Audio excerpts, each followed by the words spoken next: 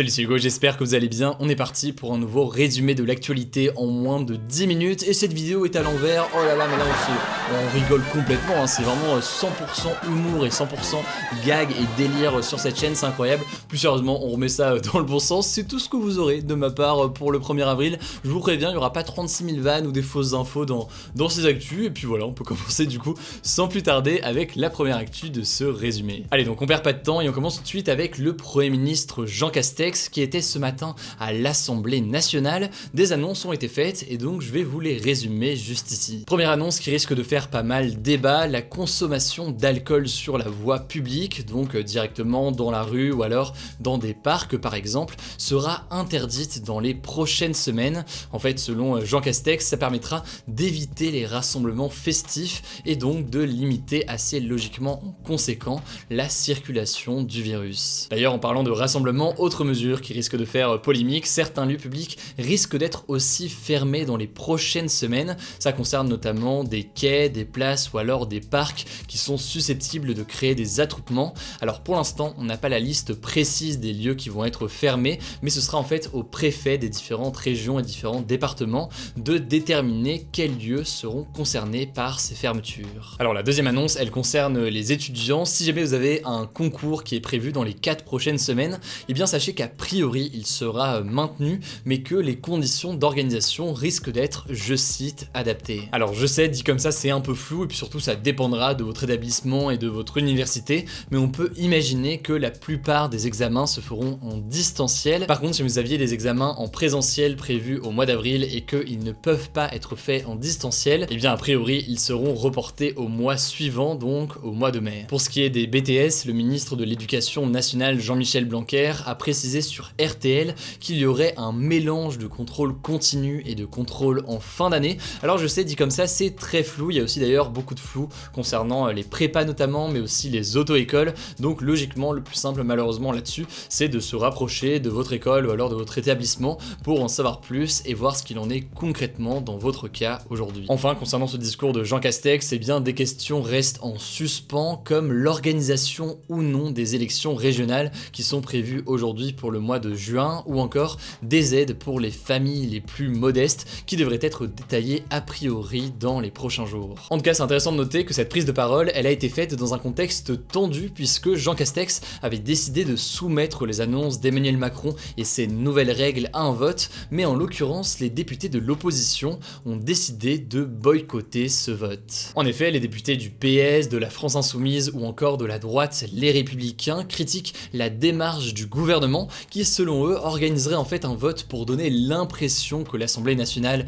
est consultée, alors qu'en réalité, eh bien, les décisions ont déjà été prises par Emmanuel Macron la veille. Résultat, après le discours de Jean Castex, il y a eu un vote, mais il y a 348 députés qui ont voté pour, c'est les proches donc d'Emmanuel Macron essentiellement.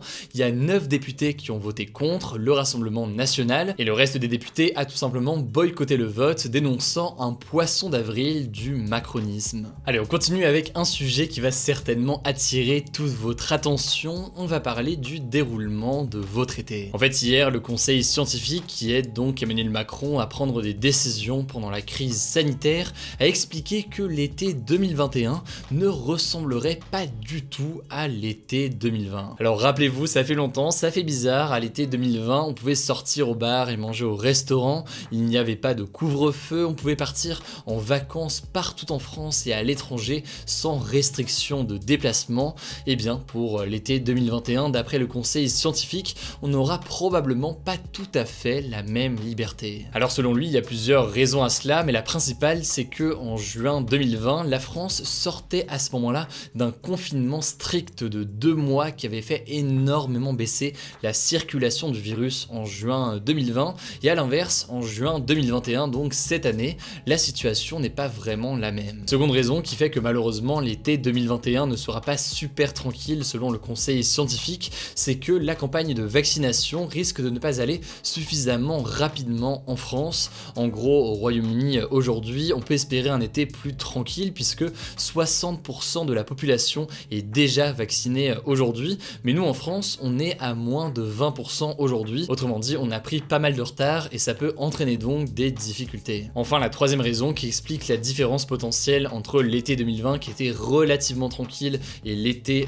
2021 de cette année, c'est la présence du variant britannique qui est plus contagieux et vraisemblablement plus mortel que les autres formes plus classiques, disons, du virus, et logiquement donc ça complique la lutte contre le virus, y compris cet été. Alors concrètement, qu'est-ce qui sera possible ou non de faire cet été? Eh bien déjà, il sera compliqué d'aller en festival, puisque récemment Solidays, le Main Square Festival, Beauregard ou encore Lollapalooza ont annulé leur édition 2021. Bon, les Vieilles Charrues de leur côté, l'un des plus gros festivals en France, se maintient, mais avec beaucoup moins de public, et surtout avec un public assis, donc c'est quand même assez logiquement moins sympa que les concerts habituels durant l'été. Par ailleurs, au sujet des bars et des restaurants, le président de la République Emmanuel Macron a annoncé qu'on pouvait entrevoir potentiellement une réouverture entre mi-mai et début juillet, même si cette réouverture sera potentiellement uniquement pour les terrasses des bars et des restaurants. Bref, vous l'avez compris, il y a encore beaucoup d'incertitudes autour de l'été 2021, il y a aussi beaucoup de zones de flou sur les déplacements à l'étranger, y compris au sein de l'Union européenne. La réalité évidemment, c'est que tout dépendra de la vitesse de la vaccination dans les semaines qui viennent dans les différents pays, mais aussi de notre capacité à réduire le nombre de cas à l'approche de l'été. Bref, très clairement, beaucoup de zones de flou, du coup évidemment, on vous tient au courant dans les semaines qui viennent dès qu'on a du nouveau. Allez, comme chaque jour, on est parti pour un résumé de l'actualité en bref, et on commence avec cette première actu.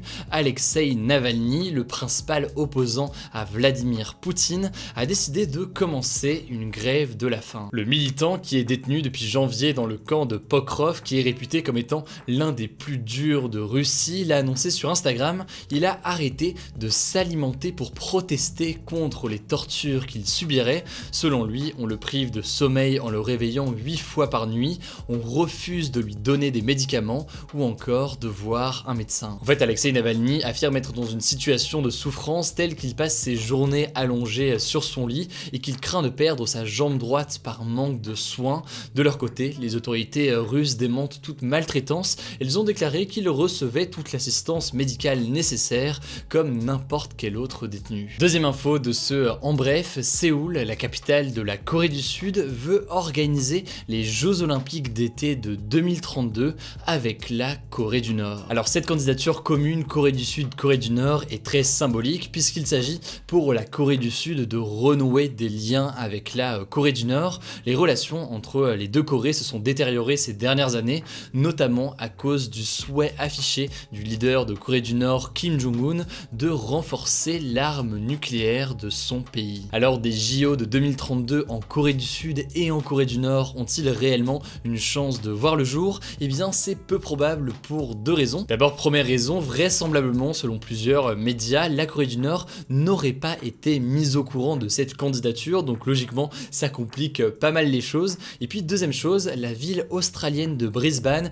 est actuellement en bonne position pour accueillir l'événement. En effet, le comité international olympique a donné à Brisbane le statut de candidat préférentiel, ce qui est en l'occurrence un avantage assez important. Bref, quoi qu'il en soit, la réponse, on connaîtra le nom de la ville organisatrice en juillet prochain, date de la désignation officielle. Alors où est-ce que je me trouvais aujourd'hui? Eh bien petite innovation pour ce 1er avril, j'étais sur la station spatiale internationale, l'ISS donc. Elle accueille déjà plein de spationautes de pays différents, elle est financée par 15 pays dont la France. Du coup ça pose plein de questions, dont certaines qui sont un peu glauques. Par exemple, que se passe-t-il si un spationaute tue un autre spationaute dans la station spatiale internationale?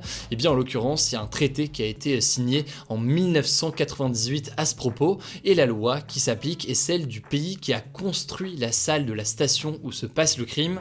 Donc par exemple, pour faire vraiment très simple, si au sein de la station spatiale internationale, le meurtre a lieu dans le laboratoire construit par les Japonais, eh bien c'est la justice japonaise qui va juger et condamner le meurtrier. Bref, évidemment, et encore heureux d'ailleurs, ça n'est jamais arrivé sur la station spatiale internationale. Par contre, autre info qui n'a absolument rien à voir, mais qui est liée à l'ISS, c'est en l'occurrence une info très joyeuse. Le spationaute français Thomas Pesquet doit retourner dans la station spatiale internationale le 22 avril. Il va devenir le premier français à être capitaine de bord. Du coup, logiquement, bravo à lui. Et puis de notre côté, on va suivre ça dans les jours à venir. Allez, le débat hier, c'était le suivant. Approuvez-vous les annonces faites par Emmanuel Macron ce soir? Vous le voyez actuellement avec les résultats, vous êtes très partagés. Je l'ai aussi vu comme d'habitude dans les commentaires. Vous êtes êtes très partagés sur cette question, notamment sur la question de la fermeture des écoles. Quant au débat du jour, eh bien il n'y en a pas aujourd'hui, du coup c'est tôt pour ce nouveau résumé de l'actualité